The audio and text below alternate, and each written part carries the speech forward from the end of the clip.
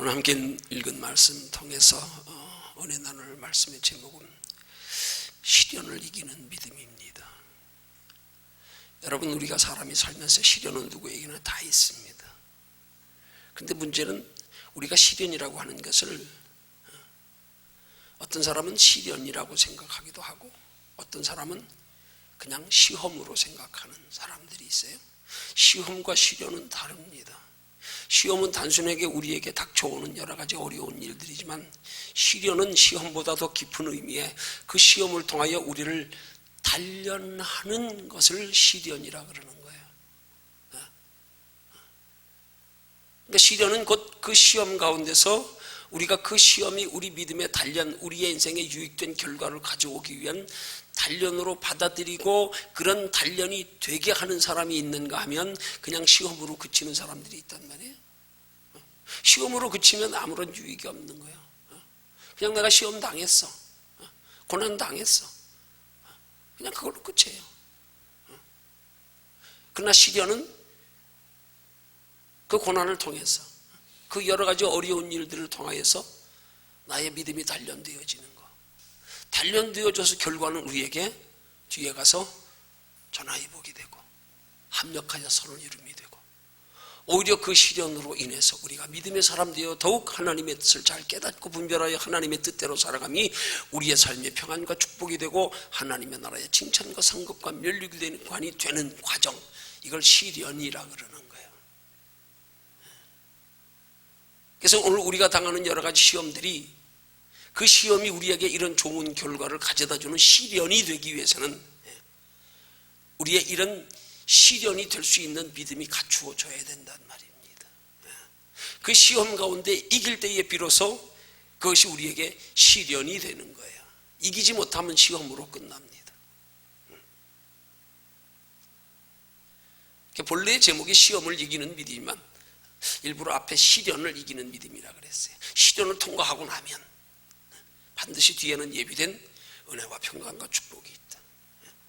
그 시련을 이기기 위해서 우리에게 요구되는, 그 시련이 우리에게 유익된 결과를 가져오기 위해서 우리에게 유익된 그런 결과가 되기 위해서 우리의 마땅한 시험 가운데서의 신앙의 자세는 어떠해야 되는가, 이것을 오늘 본문의 요셉이 애굽의 국무총리가 되기까지의 과정에서 형들의 시기로 구덩이에 팔리고 미디안 사람들에게 애굽으로 팔려가는 모습을 통한, 그래서 요셉이 애굽의 국무총리가 되기까지의 과정에서 보인 이 시련을 통한 믿음의 모습을 통해서 함께 교훈을 얻으려고 하는 겁니다.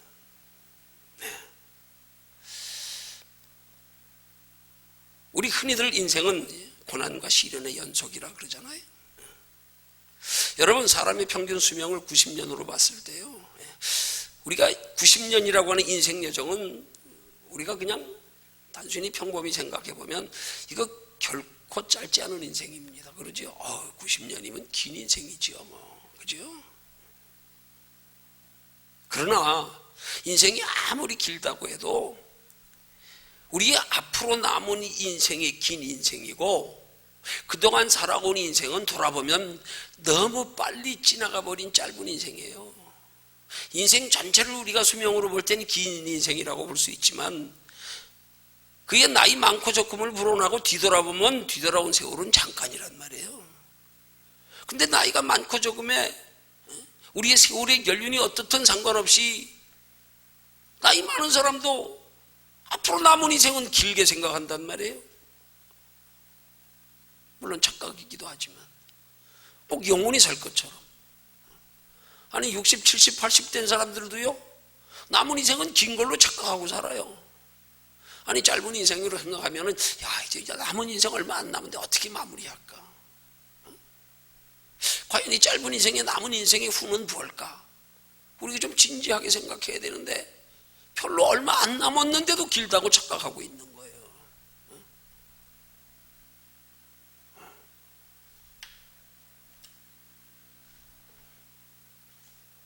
실상은 남은 인생도 긴 인생이 아니잖아요. 우리가 긴 인생인 것으로 착각하고 있을 뿐이지. 아니 어떻게 보면 남은 인생은요 더 빨리 지나가 버리는 짧은 인생이잖아요. 우리 그런 말 있잖아요. 우리 인생을 살아가는 날수로 속도로 계산한다 그러면 뭐 40대는 시속 40km로 달리고요, 60대는 60km로 달리고요, 나이 80이 되면 시속이 80km야. 얼마나 빨리 지나가는지. 정말 나이 들어갈수록 세월 빠른 거 우리 절실히 느끼잖아요. 왜 그렇게 빨리 지나가는 거 몰라. 한 주간이 금방 지나가고, 한 해가 엊그저께 시작했는데 벌써 7월 달이네. 금방 지나갑니다.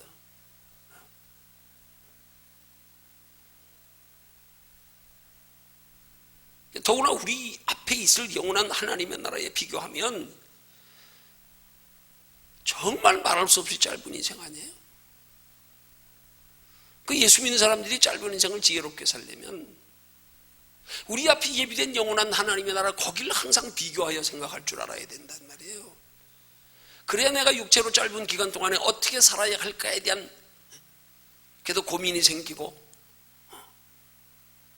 진지하게 돌아보게 되고, 하나님 나라의 영원함과 비교해보면 성경이 우리에게 말씀하는 것처럼 야고보서 4장 14절에서 너희 생명이 무엇이냐, 너희는 잠깐 보이다가 없어지는 안개니라. 긴 것 같아도 영원한 하나님의 나라와 비교하면 정말 눈 깜짝할 새 지나가 버릴 짧은 인생.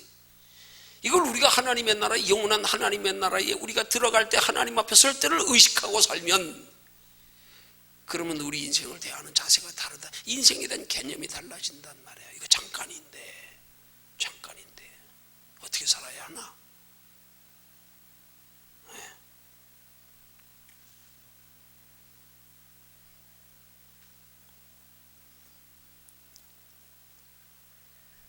여러분, 우리가 육체로 짧은 인생을 살아가면서 늘 행복하고 평안한 나라를 살아온 사람은 한 사람도 없어요. 그렇죠?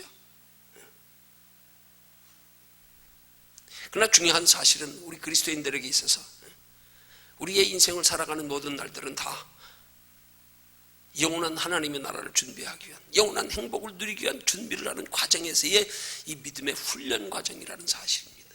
말 그대로 시련이라 이 말이에요. 시련이라 이 말이에요. 여러 가지 어려운 일들을 통해서 하나님 편에서 날 바라보고, 그 어려운 일들 때문에 인생에 집착하여 미련 가지고 그게 단 줄 알고 거기 머물러 안주하다가 뭔가 힘들고 어려운 일이 있어야 비로소 우리가 인생을 바라보는 시선이 달라지기 시작해. 저는 착각 속에 그냥 그게 단 줄 알고 살다가 좀 힘들어져 봐야 그때야 고민하기 시작하지. 이제 진지하게 생각해 보시. 야, 인생이 뭘까? 내가 살아온 삶을 돌이켜보니까, 야, 그동안 믿고 바라고 소망하며 기대했던 것들이 보니까, 야, 이게 믿을 게 못 되는구나.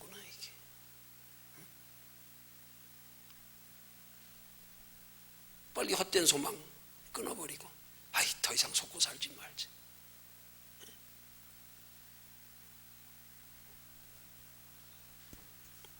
여러분, 중요한 거는요, 성도는 그런 크고 작은 여러 가지 유형의 힘들고 어려운 세상 일들에 우리가 어떤 자세로 그 일들을 받아들이며 거기에 반응하는가에 따라서 그것이 우리 믿음의 유익이 되기도 하고 혹은 해가 되기도 한단 말이에요. 그 여러 가지 어려운 일들이 우리 행복과 불행의 관건이 된다 이 말이야. 어떻게 대하는가에 따라서, 어떻게 반응하는가에 따라서. 여러분, 예기치 않는, 원치 않는 이런 육신의 여러 가지 어려운 일들 가운데서 우리가 믿음으로 반응하면은요, 여러분, 거기서 믿음 자라요. 여러분, 고난은 우리 믿음을 자라게 하는 하나님의 축복의 하나의 과정이고 방법이에요. 고난 없이 결코 믿음 자라지 않아요. 고난을 통하여 우리의 인생이 어디서 와서 어디로 가는지를 똑바로 알고 우리 인생의 삶의 목적이 무엇이 되어야 되며 어떻게 살아야지는 알고 나서 그 다음번에 하나님이 복을 주셔도 그 복이 우리에게 유익된 결과를 만들어갈 수 있지요. 고난 없이 복 받은 사람들은 고난이 결코 유익이 되지 못해요. 고난을 통과한 다음에 복을 받아야 되고, 받은 복도 우리에게 유익이 안 돼 거기 머물러 안주해버리고. 그래서 우리는 고난을 통과한 후에 복을 받아야 된다. 고난이 우리 축복의 과정이란 말입니다. 믿음으로 반응하면 그 고난이 우리에게 축복된 결과를 가져오게 한단 말이에요. 그러나 믿음으로 반응하지 못하면 그 고난의 시험 들고 낙심하고 포기하고 아니 그래서 육신으로만 고난이 아니라 마음까지 고난이 임하고, 그러다 결국 우리 하나님의 나라에 예비된 영원한 상까지 잃어버릴 수 있단 말이에요. 낙심하고 그냥 포기하고 시험 들면 끝났어요. 하나님 뜻대로 살고 싶은 마음 없어. 하나님 나라 준비하고 싶은 마음 없어.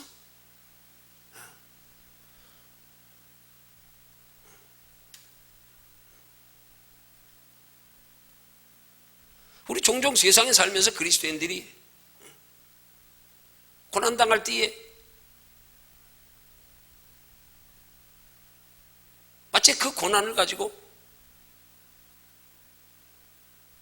내가 속았다는 어떤 그런 의식을 가지고 하나님 이럴 수가 있어요? 하나님 잘생기면 복 준다 그러더니 이럴 수가 있어요?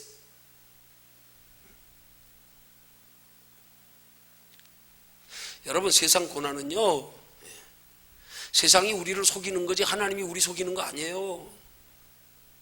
착각하면 안 돼요. 마치 고난 중에서 하나님을 원망하는 것은 하나님이 우리를 속이는 걸로 여기는 거하고 똑같은 거예요. 하나님 믿었는데 그럴 수가 있어요? 아니란 말이에요. 세상이 우리를 속이는 거예요. 마귀가 우리를 속이는 거예요. 성경은 분명히 말씀하고 있어요. 너희가 하나님의 나라에 들어가려면 많은 환난을 겪어야 할 것이니라. 우리 육체로 짧은 인생 살면서 환난 겪는 게 하나님 나라에 들어가는 과정이라니까요.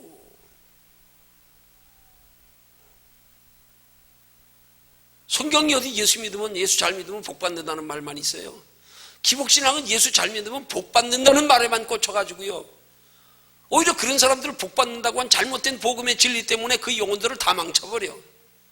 복 받은 것 때문에 머물러 안주하고, 복 못 받아서 낙심하고 원망불평하고 포기하고. 아니요, 성경적 축복의 원리를 똑바로 알면은요, 오히려 복받지 못하고 우리의 삶 속에 환난 고난 있을 때 우리 믿음은 더 견고해지고 깊어지고요, 그렇기 때문에 더욱 세상에 소망 두던 것 거둬버리고 참이신 하나님께 소망 두게 되어서 바른 믿음이 되는 거죠. 뭔가 성경적 기준을 잘못 가지고 있으니까 문제가 되는 거란 말이에요. 고난이 축복의 과정입니다. 고난을 통과해야 하나님의 나라에까지 영원한 복을 누릴 수 있는 믿음의 사람이 되어짐에, 우리가 하나님의 나라를 준비하며 살아가는 삶에도 그 고난을 통하여 하나님을 깊이 깨달아고 하나님께 소망 두고 살아가는 삶으로 통해서 우리에게 지혜와 능력이 있고요, 주님이 세상에 알지 못하는 평안을 우리에게 주심을 경험하게 되고요, 고난에 낙심하면 이건 신앙의 실패예요. 신앙관이 잘못된 거예요. 너희가 세상에서 환난을 당하나 담대하라. 내가 세상을 이기었노라. 너희 세상 사는 동안에 환난 당하는 거 담대해. 당연해. 그렇지만 내가 세상을 이겼기 때문에 나만 의지해. 내가 세상을 이겼기 때문에 너희가 나를 의지하면 너희도 나를 통하여 세상을 이길 수 있어. 나를 의지하면 담대함이 생긴단 말이에요. 근데 하나님 의지하지 않고 우리는 고난당하면 그냥 낙심하고 불평하고 원망하고.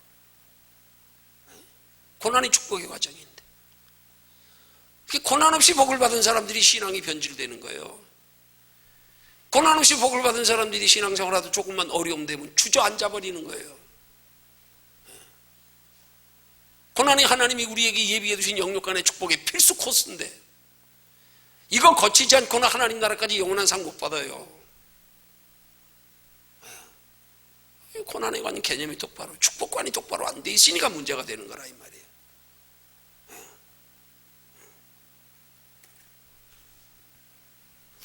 여러분, 우리 믿음은 환경을 보고 믿는 게 아니에요. 사람 보고 믿는 것도 아니에요. 오직 우리 인생의 생사와 복을 주장하시는 하나님만 바라보고 믿어야 되죠. 우리가 하나님만 바라보고 믿는 한은 우리의 삶에 어려움이 있어도 하나님이 그 어려움 때문에 믿음이 잃지 않도록 우리 붙드십니다. 근데 우리는 고난 중에 하나님을 바라봐야 되는데 자꾸 비교하여 세상을 바라보고 나를 바라보고, 또 뭔가 고난 중에 소망을 두어도 영원한 하나님의 나라의 소망, 내게 축복을 주시고 평안을 주셔도 하나님께로부터 오는 축복 평안을 구하고 그래야 되는데, 자꾸 눈에 보이는 세상 것을 기준 삼고 그걸로 평안 누리려고, 그걸로 복을 누리려고, 그걸로 만족하려고. 시선이 잘못돼서 우리가 신앙생활 힘들게 하는 거예요. 더 깊은 상처를 받는 거예요. 오히려 세상 살아가면서. 원리를 알고 나면 상처받을 게 하나도 없어요. 그 세상은 그런 거예요. 우리 인생 다 그렇게 살잖아요. 어? 얼마나 잠깐 행복하려고 그렇게 고생하면서 합니까? 아무렇지도 않게 당연하게 그렇게 살잖아요. 어? 한 달 월급 꼴라면 몇백만 원 받으려고 그렇게 고생하면서도 그건 당연한 걸로 여기지요 뭐.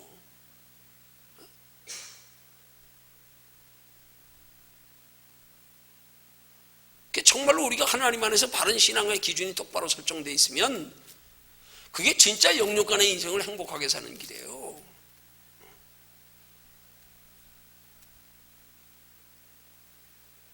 내 형제들아, 너희가 여러 가지 시험을 만나거든 이상한 일 당하는 것처럼 여기지 마라. 그 말의 뜻이 뭐예요? 당연한 거예요. 시험이 있는 게요. 당연하죠. 농부가 가을에 풍성한 결실을 거두는데 그 과정에 땀 흘려 수고하고 비바람에 고생하고 쓰러진 벼이파리 다시 이렇게 세우고 가뭄에 죽을까봐 노심초사하면 그냥 갖다 물기로 돼가면서 당연하죠. 그거 당연하죠. 풍성한 결실을 거두는 과정이 당연한 거 아니에요? 농부가 농사 지으면서 풍성한 결실을 바라고하면서 그 과정에 농사 지면서 힘들다는 걸 이상하게 여겨요? 그거에 낙심해요? 농사 못 짓죠 뭐. 신앙생활 마찬가지예요. 근데 개념이 잘못되어 있으니까 아니 어차피 그 과정이고 그걸 통과해야 우리에게 예비된 복이 임하고 복받을 수 있는 믿음의 사람이 되고, 근데 그걸 왜 이상한 일 당하는 것처럼 왜 거기서 낙심하고 포기하고 원망하고 불평하고 좌절하고 왜 그걸 고통스러워하냐 이 말이죠. 그건 뭐예요? 신앙관이 잘못된 거예요. 신앙관이 잘못된 거예요. 바른 신앙관만 가지면 우리가 세속적인 신앙에 빠질 이유가 없어요. 바른 신앙을 가지면 그런 세속적인 것들에 밀어둘 것도 없어요. 그 집착할 것도 없어요. 그 믿을 것도 못 돼요. 있으면 잠깐 있어도 그 영혼이 있는 거 아니에요. 저거 뭐 언제 또 우리에게 또 고난이 있을지 몰라. 그래, 지금 있을 때 그냥 감사로 그냥 잠깐 즐기고 또 조금 있으면 또 어려울 때도 있어. 별거 아니란 말이에요. 그 신앙관이 잘못되니까 신앙생활하면서 힘들게 하는 거예요. 바른 신앙은 우리의 삶에 어려움이 있을수록 도리어 그 어려움 때문에 우리는 영적으로는 더 믿음에 견고한 사람이 되고 깊은 사람이 되고요, 더 하나님을 깊이 알게 되고 더 하나님께 더 큰 소망을 가지게 되고요, 거기서 남이 알지 못하는 기쁨과 평안을 맛보게 되고요, 이러면서 신앙의 진수가 뭔지를 점점 경험하고 깨달아져 가면서 믿음 자라가야 되는 거죠. 거기서 주저앉아 버리면 개념이 잘못돼서 그런 거란 말이에요.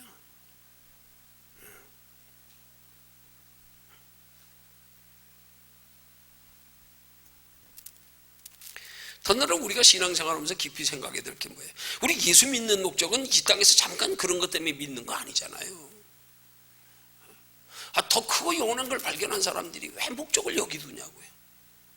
내가 목적을 잘못 둬서 고난당하고 있는 거 아니에요? 상처받고 있는 거 아니에요? 낙심하는 거 아니에요? 좌절하고 넘어지고 울고 웃고.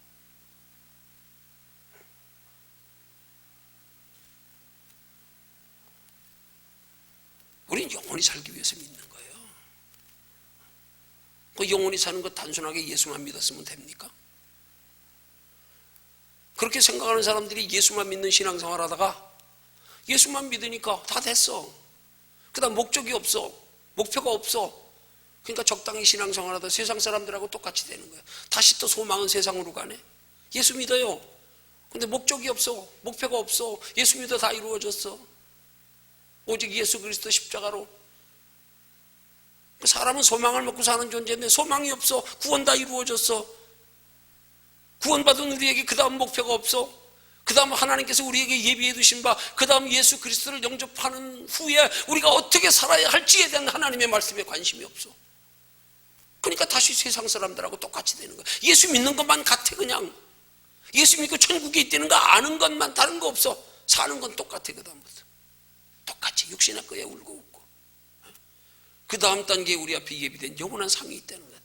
그 영원한 상 때문에 우리의 육신에 이 예수 믿는 게 여기 머물지 않을 수 있는 거고, 더 큰 곳에 소망 두기 때문에 여기 것 가지고 울고 웃지 않고 여기에 낙심하여 넘어지고 주저앉아 있지 않을 수 있는 거고, 소망이 없으면 이것 가지고 울고 웃고 여기 주저앉아 버리는 거란 말이에요. 목표가 없는데, 소망이 없는데, 다음 계획이 없는데, 그냥 현실에 머물러 안주해 버리는 거 아니에요. 그런 게 종교생활 되는 게 아니에요. 육신이 아닐만 위해서.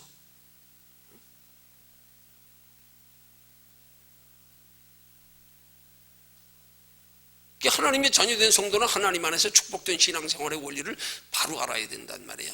여기 복이 끝이 아니야. 이건 과정일 뿐이야. 이건 잠깐의 우리에게 주어진 기회일 뿐이야. 이것 가지고 더 영원한 하나님의 나라의 예수님 말씀대로 하늘의 보물 쌓아야 되지. 그 기회를 주신 거지. 여기서 잠깐 누리다 가라고 준 거 아니에요. 여기서 잠깐 누리다 천국만 들어가면 끝이 아니란 말이에요. 그럼 뭐하러 천국에 우리에게 영원한 생명의 면류관이 있다 그래요? 구원받았으면 다지. 왜 내가 줄 상이 내게 있다 그래요? 왜 하나님을 기쁘시게 하는 믿음은 반드시 상 주시는 이심을 믿어야 된다 그래요? 이 시대 많은 그리스도인들이 상에 관심이 없다 이 말이에요. 상에 관심이 없어. 그냥 복음은 예수 그리스도 십자가 끝. 그냥 진짜 끝이야. 다 믿었어. 구원 받았어. 끝. 그럼 남은 인생 어떻게 살까? 잘 먹고 잘 살다 가면 되지 뭐. 기복신앙, 세속적 신앙. 더 이상 목표가 없는데, 세상 사람들하고는 똑같은 기준으로 자기 소유 가지고 육신의 끝 가지고 믿음의 기준 삼고, 그것 가지고 다른 사람에 비교하고 뭐 조금 부여하면 내가 믿음 좋은 줄 착각하고. 이게 오늘날 신앙의 문제점이란 말이에요. 더 큰 것의 목적을 더 보십시오. 그 더 큰 것의 목적을 두고 살아가는 사람이 여기 과정에서 잠깐 넘어졌다고 낙심하겠어요? 이것 조금 누렸다고 여기서 만족하고 머물겠어요? 우리가 본받아야 할 믿음의 조상 아브라함의 신앙이 그런 거 아니에요? 예수님이 이 땅에 오시지도 않았는데, 아브라함 때는 율법이 주어지기도 전인데, 하나님이 그에게 종이 318명이나 되는 복을 주셨는데도 거기 머물지 아니하고, 주님, 하나님, 나 여기 만족할 수 없어요. 하늘의 나라 영원한 장막 바라보고 그 아들과 손자 때까지, 이삭과 야곱의 때까지 3대에 걸쳐서 장막 생활했대. 지금 장막 생활했던 말은 이동용 텐트 치고 살았다는 거예요. 목축업을 하면서요. 그 조카 롯은 삼촌과 헤어져서 소돔성에 가서 집 짓고 뿌리 내려 안주하고 살다 멸망당하고요. 사로잡혀가고요. 재산 다 뺏기고요.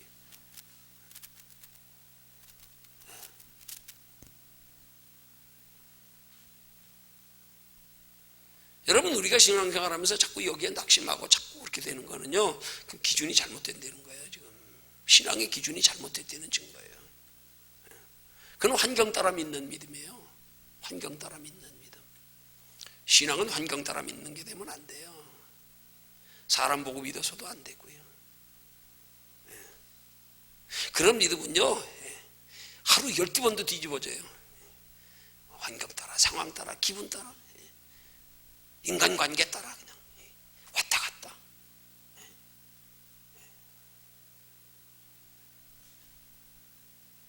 그런 믿음 가지고는 절대 하나님 바로 믿을 수 없고요. 하나님이 우리에게 원하시는 바 뜻대로 살아가는 삶 불가능합니다.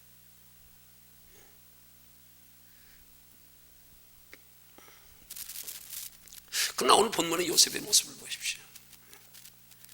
그의 17살의 나이에 하나님이 보여주신 두 가지 꿈 때문에, 그 부모를 상징하는 해와 달과 그 형제들을 상징하는 11별들이 둘러서 자기에게 절하는 모습 보고, 11곡식단들이 둘러서 자기에게 절하는 모습 보고, 뭔가 하나님이 나를 향하신 큰 뜻이 있는 것 막연하지만 그 하나님이 보여주신 것에 대한 큰 소망 때문에 그 머나먼 이국 땅의 종으로 팔려가서도 실망하지 아니하고 주어진 환경에 충실해서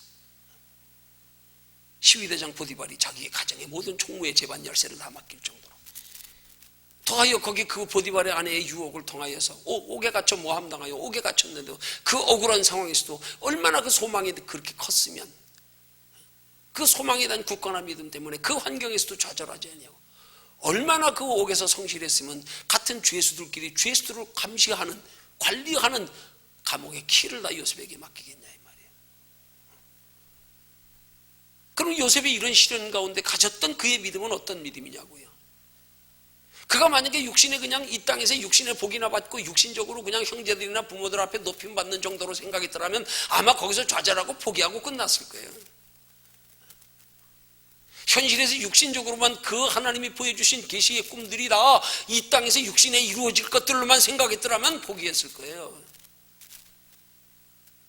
그러나 그 속에 뭔가 그 꿈을 통하여 하나님이 이루실 큰 것, 거기에 어떤 뭔가 믿음이 있었기 때문에 그런 상황까지 극복하고 성실할 수 있었죠. 그런 중에서도 소망을 버리지 않을 수 있었죠. 우리 마찬가지입니다. 우리가 인생의 소망과 꿈을 어디 두고 살아가는가는 대단히 중요한 기준이 되는 거예요. 그 기준에 따라서 인생의 삶의 모습이 달라지는 거예요. 그 기준에 따라서.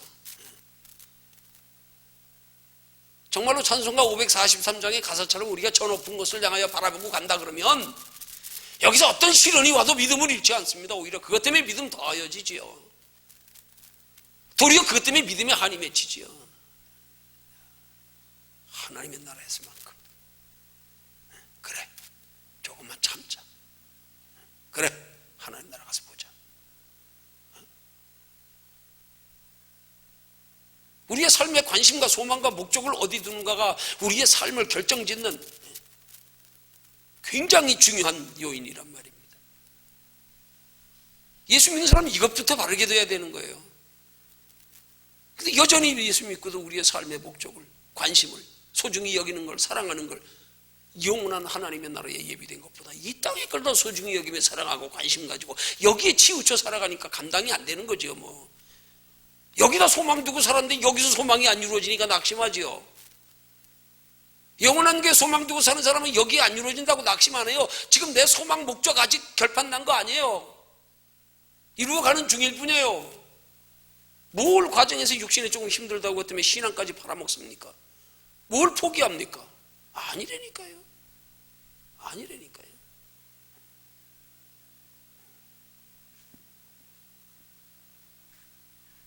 요셉이 바로 그런 상황에서도 하나님께서 보여주신 꿈이 있고 힘들고 어려운 환경 가운데서도 함께 하시는 하나님에 대한 믿음이 있고 언젠가는 하나님께서 그에게 보여주신 꿈이 이루어질 때가 있으리라는 소망이 있었기 때문에 그 환경이 이길 수 있었다 이 말이에요. 아무렴 우리의 인생에서 요셉 같은 그렇게 어려운 환경이 있는 사람이 얼마나 되겠어요. 당시에 그렇게 애굽까지 팔려가면 그가 아무리 종으로 팔려갔다가 다시 고향으로 돌아오도록 보내준들 찾아갈 수 있을까? 그 시대에.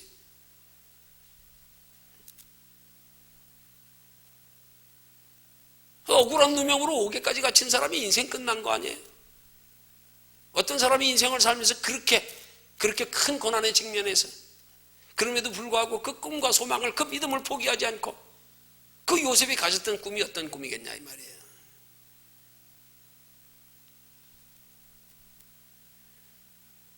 여러분, 그래서 오늘 이 요셉의 사건을 통하여 영적으로 깊이 살펴보면은요, 이 요셉의 사건을 통하여 우리에게 주시고 하는 깊은 영적인 교훈이 이 사건의 내용 속에 보면 들어있는 게 있어요. 그게 뭔 줄 아십니까? 23절에서 보면 요셉이 형들에게 이르매 그 형들이 요셉의 옷 그 입은 채색 옷을 벗겠다 그랬어요. 요셉은 장차 오실 예수님의 표상이에요. 상징이에요. 예수님 십자가에 못 박히시면 그 옷 다 그냥 세마포 전부 다 벗겨지듯 옷을 벗겨서 구덩이에 던져버리고요.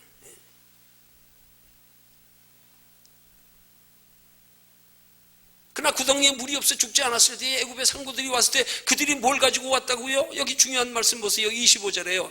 그들이 그 약대들의 향품과 유향과 몰약을 싣고 애굽으로 내려가는지라. 향품, 유향, 몰약이 뭡니까? 예수님 태어났을 때 동방박사들을 통해서 그들이 예물로 가져왔던 것들이에요.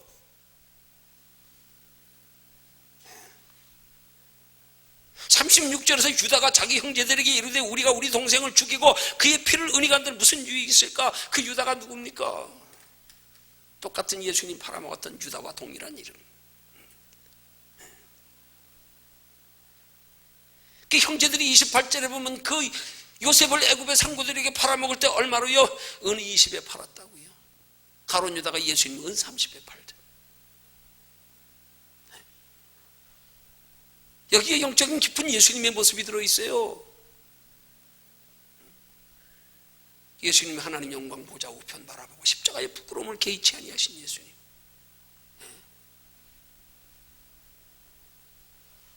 오늘 우리 어디 소망 두고 신앙생활 해야 되겠습니까? 어떻게 하면 우리의 신앙생활에 성경적인 바른 신앙 가지고 세상 믿음의 유형 흔들리지 아니하고 물들어 변질되지 아니하고 어떻게 하면 끝까지 믿음 지킬 수 있을까요? 우리 인격으로, 우리 성품으로요? 우리 지식으로요? 우리 감정으로요? 아닙니다. 그 힘은 하나님이 우리에게 공급하셔야 됩니다. 그 힘은 하늘에 소망 두고 사는 사람에게 하나님이 공급하시는 힘입니다. 이 땅에 소망 두고 사는 사람에게 하나님이 그런 힘을 공급하실까요? 아닙니다. 아닙니다.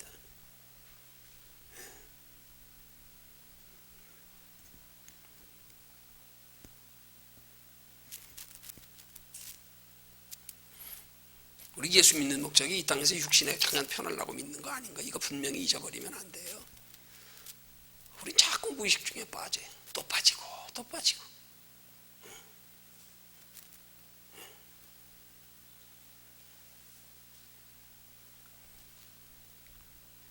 우린 신앙생활하면서 모든 상황을 다 하나님을 믿는 믿음 안에서 바라봐야 돼요.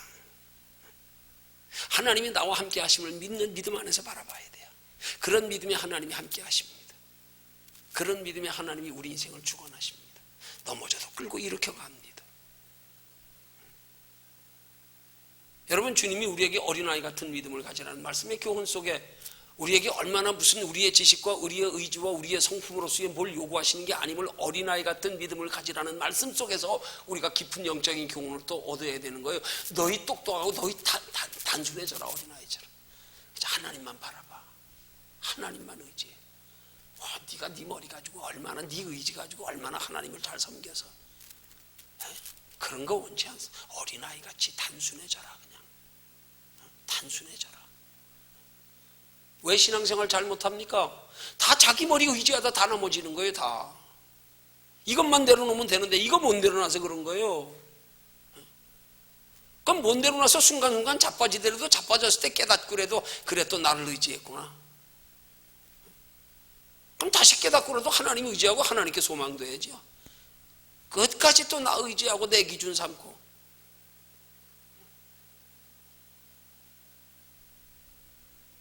신앙은 하나님만 바라는 거지요. 모든 것을 하나님이 공급하시는 힘으로 하나님의 성령이 이끌려 행하는 게 신앙생활이죠. 내가 죽는 게 신앙생활입니다.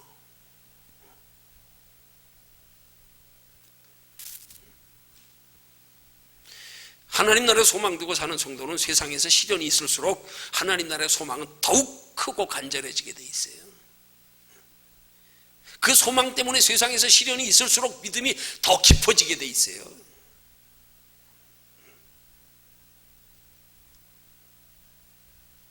그래서 우리의 믿음이 우리 인생에 예고 없이 수시로 찾아오는 시련을 이기는 믿음이 되기 위해서는 어떤 환경이든지 소망을 하나님께 둬야 된단 말이에요. 이게 우리의 시련을 이기는 믿음의 첫 번째 방법이에요. 어떤 환경이든지 소망을 하나님께 두어라. 괴로우나 즐거우나 소망을 항상 하나님께. 아니, 그 믿음이 시련을 이기는 믿음이 아니라 그 믿음이 시련을 이기게 합니다. 그 믿음의 시련을 이길 수 있는 힘을 하나님이 주시는 거예요.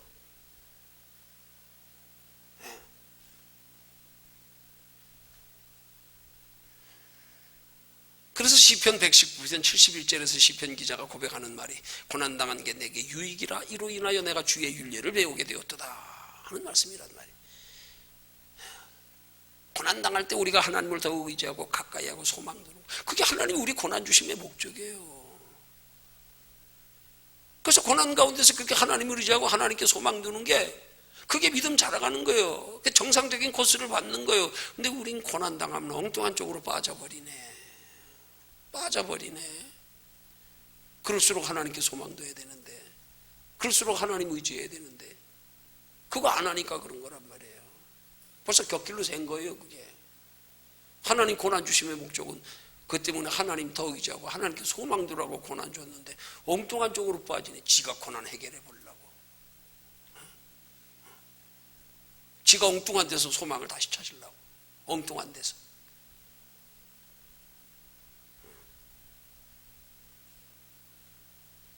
여러분, 소망을 이 땅에 두고 사는 성도와 소망을 영원한 하나님의 나라에 두고 사는 성도의 차이가 뭔 줄 아십니까? 소망을 이 땅에 두고 사는 성도는요, 하나님께서 육신의 복을 주실수록 하나님보다 세상을 더 사랑해요. 그러나 소망을 영원한 하나님의 나라에 두고 사는 성도는 하나님께서 육신의 복을 주실수록 세상보다 하나님을 더 사랑한다니까. 하나님 복 줘 보시면 알아요. 하나님이 복 주심도 우리 달아보시면요. 하나님이 복 주시는데 하나님보다 세상 더 사랑하는 사람은 복 받고 세상으로 더 가. 그러나 세상보다 하나님 더 사랑하면 복 줘도 하나님 품으로 더 가. 이게 차이란 말입니다.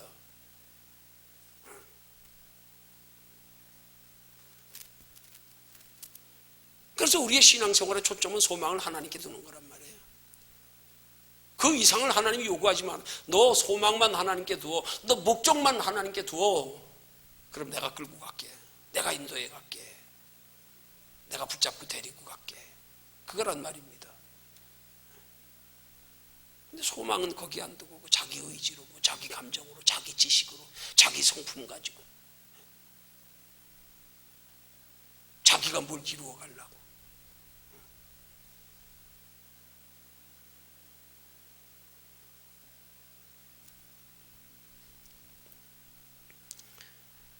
두 번째로 어떤 믿음이 우리 인생에 예고 없이 수시로 찾아오는 시련을 이기는 믿음이냐. 같은 말씀이지만 소망과 함께 그 다음 삶의 목적을 하나님 나라에 두고 사는 거란 말이에요. 그러면 시련을 이기게 하나님이 힘 주신단 말이에요. 이길 수 있게 하나님이 인도하시고 지켜주시고 끌고 가신단 말이에요. 그래서 삶의 목적이 이 세상인 사람은 그 목적이 이루어지지 않을 때 낙심하고 좌절하고 포기한다니까요. 그러나 삶의 목적을 영원한 하나님의 나라에 두고 사는 성도는 그 가운데 낙심 안 해요. 좌절 안 해요. 포기 안 해요. 10번 넘어져도 털고 일어나요. 아니, 하나님이 일어나게 해주셔요. 거기 소망 두고 살면, 거기 목적 두고 살면. 그 낙심할 일이 없어요. 왜? 지금 이루어가는 중인데 뭘. 과정에서 힘든 게 당연하죠. 당연하죠. 농부가 가을에 풍성한 결실을 거둘 때나 기쁨이지 과정도 기쁨입니까? 당연하죠. 고난받는 거예요. 눈물을 흘리며 씨 뿌리는 거, 땀 흘려 가꾸는 거 당연하죠. 당연하죠. 하늘에 소망 두고 사는 사람의 육체로 잠깐 삶에 힘들고 어려운 거 당연하죠. 이게 뭐 낙심할 일이에요? 이게 뭐 이상한 일 당하는 것처럼 여길 일이에요? 이게 뭐 원망불평할 일이에요? 당연한 거죠. 우리가 삶의 목적과 소망을 어디 두고 살아가는가에 그렇게 큰 차이가 난다 이 말이에요.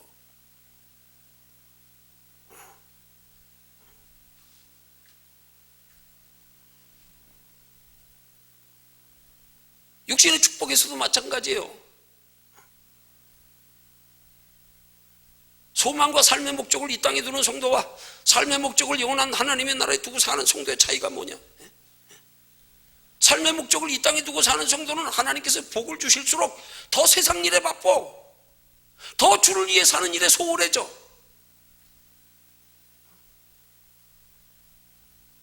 그러나 삶의 목적을 영원한 하나님의 나라에 두고 사는 성도는 하나님이 육신의 복을 주실수록 더 주를 위해 살기를 힘쓴다니까요. 더 세상 일보다 주를 위한 일을 더 소중히 여긴다니까요. 더 가치 있게 여기고요. 이게 다른 거란 말입니다.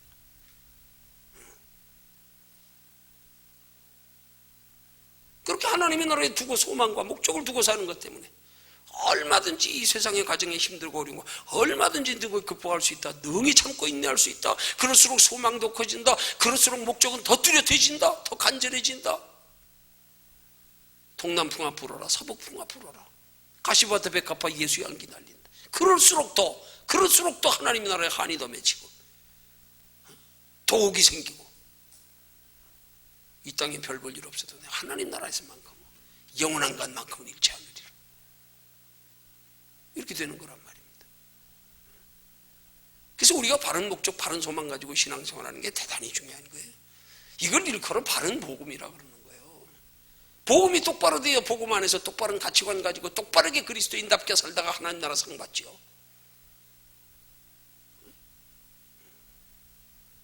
그 마지막 세 번째 중요한 게 뭐냐면, 시련을 이기는 마지막 관문이 뭐예요?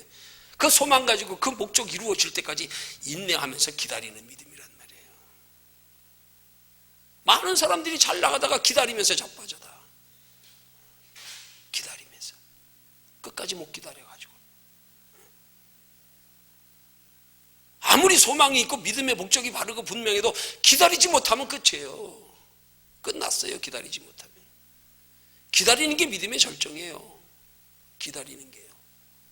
10년, 20년, 40년, 노아는 120년 기다리는 게 믿음이에요. 하나님이 주신 결말을 보기까지 기다리는 게 믿음이란 말이에요. 다 기다리다 못해가지고. 얼마나 기다리셨습니까? 얼마나? 어느 때까지 기다려야 됩니까?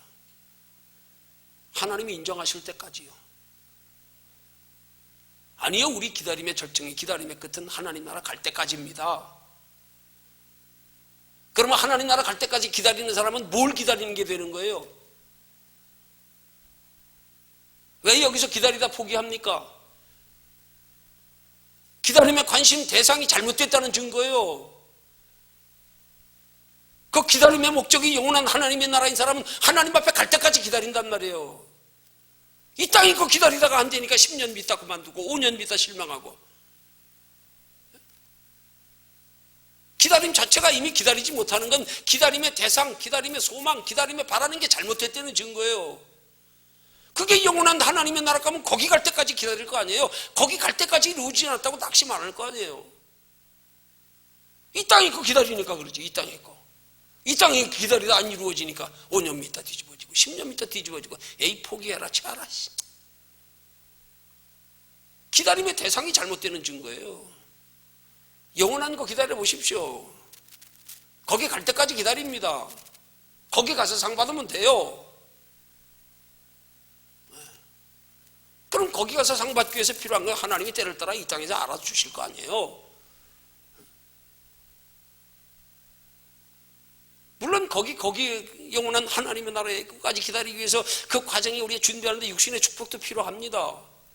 그렇지만 거기를 목적으로 뚜렷한 목적 가지고 축복을 구하는 사람들은 그거 설사 안 주어진다고 낙심 안 해요. 말로는 그거 위해서 산다 그러면서 실제 관심은 이 땅의 것에도 관심 가지다가 안 되니까 그냥 저것까지 포기해버리는 거예요. 하나님 나라까지. 기다림의 대상 관심이 잘못됐다는 얘기예요. 끝까지 기다려야 됩니다.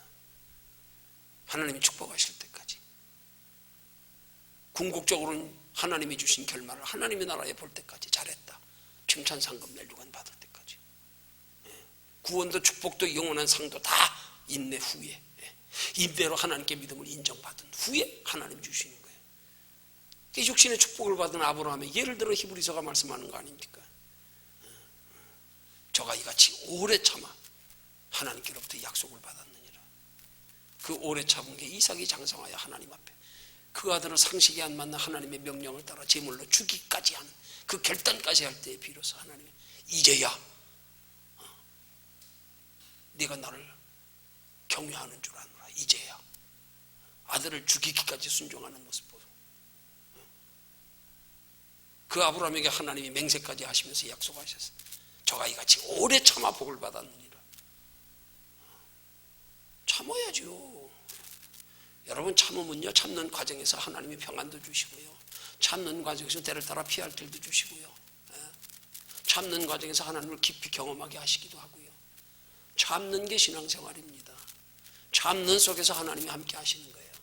은혜도 주시고 믿음도 주시고 지혜도 주시고 하나님을 깊이 알아가게 하시고, 참는 과정에서 이거 못 참으면 아니에요.